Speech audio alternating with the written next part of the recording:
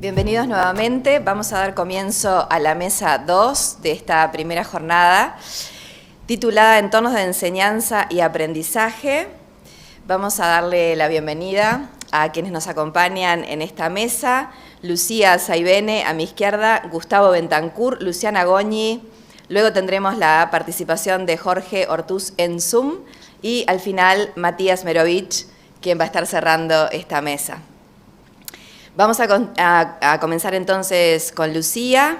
Tenemos 12 minutos, sabemos que el tiempo es bastante corto, pero te vamos a ir anunciando cuando tengas que ir redondeando. Con su ponencia que se titula La construcción de competencias en la semipresencialidad, el caso de INET. Adelante. Bien, bueno, ahí se escucha bien. Más o menos. Muy bien. Ahí está. Bien. ¿No es para el PowerPoint? Okay. Tenemos a José por allí, a ver si Ahí, podemos perfecto. Iniciar la diapositiva. Ahí va. Bien. Bueno, buenos días a todos y a todas. Es un gusto estar en esta mesa compartiendo con distintas temáticas sobre la formación docente del Uruguay. Un poco el tema que nosotros venimos a presentar tiene que ver con la construcción de competencias en la semipresencialidad, el caso del INET. Contarles que es un proyecto de investigación que realizamos en el marco de los fondos concursables de financiamiento de Pradine de la edición 2021. El equipo está conformado por Ana Saldivia, Marianela Rocha, Nicolás Marrero y quien les habla. El tutor fue Marco Superviel. Y también ahí contarles que nosotros formamos parte del INET, somos docentes de sociología de la educación, de investigación educativa, de epistemología. Y en los últimos años, un poco lo que surgía problematizando algunas cuestiones que tuvieron que ver con todo el contexto de la pandemia que vivimos en el año 2020, como estas cuestiones que pasaron de la presencialidad a la semipresencialidad por un contexto bien particular que se vivió.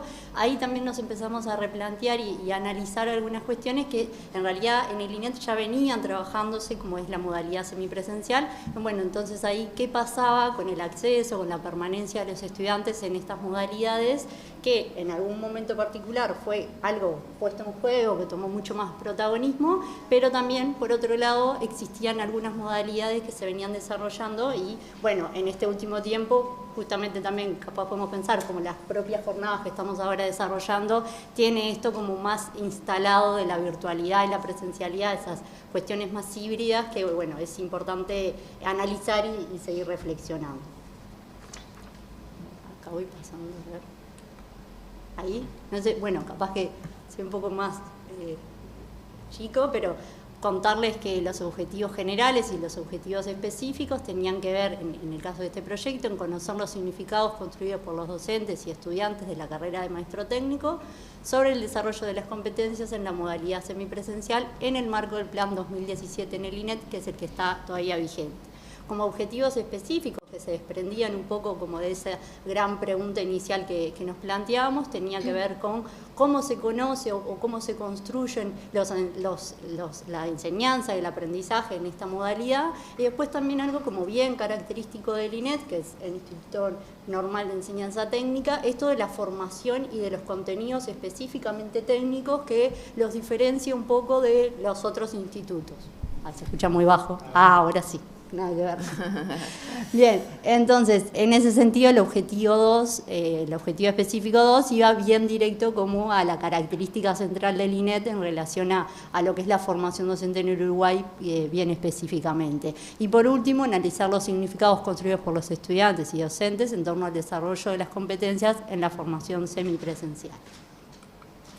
Como metodología, contarles que, bueno, en función de esos grandes objetivos, claramente tenía que ver con una cuestión más cualitativa, porque la idea no era generalizar los resultados ni llegar a porcentajes, sino claramente conocer esos significados, de qué manera los estudiantes y docentes se posicionaban y también entendían estas competencias o estas necesidades en una modalidad semipresencial.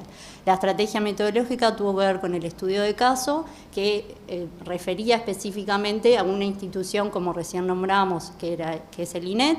La muestra teórica intencional tenía que ver con estudiantes y docentes de cuarto año, de algunas áreas específicamente. Esto, en realidad, tuvimos como algunos criterios, más que nada, de cuarto año, porque, bueno, como cercano al egreso, entonces podía ser que hubieran como determinadas experiencias en lo que había sido la formación en esos 4 años o en el tiempo que los hubiera llevado, en estas características de la virtualidad y la semipresencialidad de una manera como más notoria. Y también las áreas, un poco lo que fuimos definiendo también en función de algunos niveles de matrícula que han aumentado, de cuáles fueron las áreas que empezaron primero una modalidad piloto en esto de lo semipresencial. Entonces, bueno, esas fueron como algunas de las decisiones que fuimos tomando para definir la muestra. Después, como técnicas de investigación, seleccionamos y utilizamos la entrevista semiestructurada, los grupos de discusión y el análisis de documentos. Ahí lo que buscábamos bien específicamente tenía que ver con la triangulación de técnicas, en esto de tener como distintas opciones, informaciones y miradas sobre las temáticas y los objetivos que queríamos responder, y para también ahí remarcar la importancia de las entrevistas exploratorias al principio con informantes calificados fue central, porque ayuda muchísimo a entender la temática, por más que uno puede estar como adentro y afuera en esto de que también somos docentes de la institución, pero específicamente en los objetivos que nos planteamos y la gran pregunta que teníamos fue central para ir definiendo, para ir conociendo más, para acceder a otro tipo de información que si no, no la hubiésemos conseguido. Y también en este caso, como capaz brevemente, pero es importante agradecerle a todas las personas que participaron en esta investigación, los docentes, los estudiantes, que los estuvimos como contactando, eran épocas a veces un poco complicadas de parciales, de entregas, y bueno, momentos críticos a veces en los ámbitos educativos que la verdad que fue como bien importante, que nos habilitaron muchísimo y participaron enormemente, así que un gran agradecimiento. Después, bueno, más que nada, también ahí lo que aparece es en qué momento se desarrolló el trabajo de campo, que fue como en determinadas etapas, también en esto, ¿no? En función de los tiempos disponibles, de cómo podíamos organizar y poder coordinar esos grupos de discusión que fueron bien interesantes y bien importantes. Bien, como categorías de análisis, en realidad también vinculado con esos grandes objetivos que en un principio nombramos, tenía que ver con las características del proceso de la enseñanza-aprendizaje en la semipresencialidad. Ahí lo que encontramos, y un poco lo que también fuimos vinculando, fue en función de antecedentes sobre estas temáticas. En algunos casos había más antecedentes, en otros no tanto, y también con un marco teórico que fuimos armando, a su vez vinculado eso con los discursos de los estudiantes y los docentes sobre estas temáticas. Encontramos en algunos casos que se nombraban fortalezas, pero también debilidades.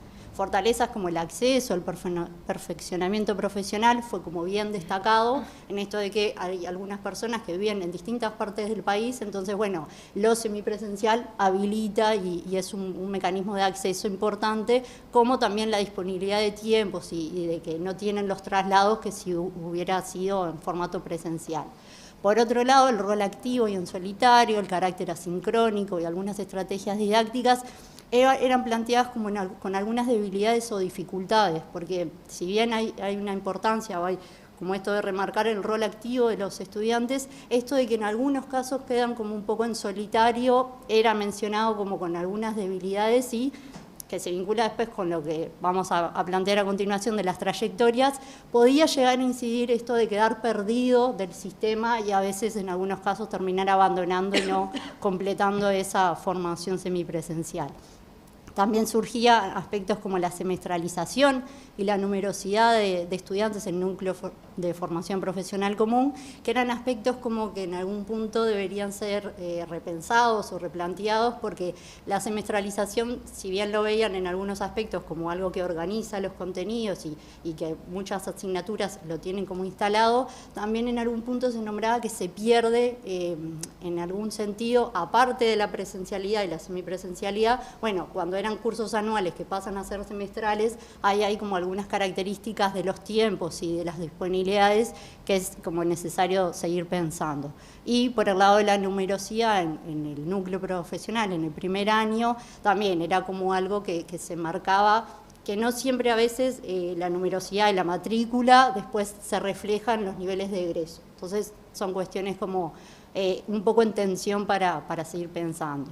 que se vinculan claramente con las trayectorias en la modalidad semipresencial. Ahí el concepto de Terigi, que ella plantea la definición o esta tensión entre las trayectorias que se denominan reales. ¡Ay, no! 3 minutos.